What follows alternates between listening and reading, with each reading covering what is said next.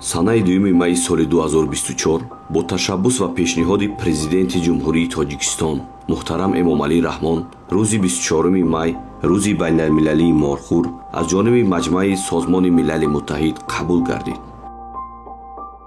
бузи пармашох намуди ҳайвони нодире мебошад, ки дар зери таҳдиди маҳвшавӣ қарор дошта ба китоби сурхи ҷумҳурии Тоҷикистон, рӯйхати сурхи Иттиҳоди байналмилалӣ ҳифзи табиат ва замимаи яки конвенсия дар бораи савдои байналмилалии намудҳои флора ва фаунаи ёбоӣ, ки дар зери таҳдиди маҳвшавӣ қарор доранд, дохил гардидааст. дар ҷумҳурии Тоҷикистон бузи пармашох дар нишебиҳои ҷанубу ғарбии қаторкӯҳи Дарвоз, мавзеи Зиғар, қаторкӯҳи Ҳазрати Шоҳ, кӯҳҳои Кишваристон, мамнунгоҳи табиии давлатии Дашти Ҷум, атрофи мавзеъҳои Сариғор, Хирманҷо ва Кишт, инчунин дар қисмати ҷанубу шарқии қаторкӯҳи Вахш, кӯҳи Сарсарак сукунат дорад.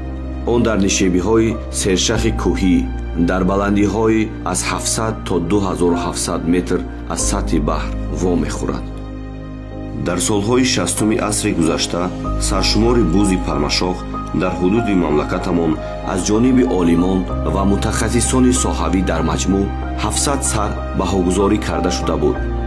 дар давраи соҳибистиқлолии ҷумҳурии Тоҷикистон ҳифзу нигаҳдории бузи пармашох ва экосистемаҳои сукунати он таъмин гардида, мувофиқи ба ҳисобгирии соли 2022 саршумори умумии он дар ҳудуди ҷумҳурии Тоҷикистон зиёда аз 6000 сар арзёбӣ гардид.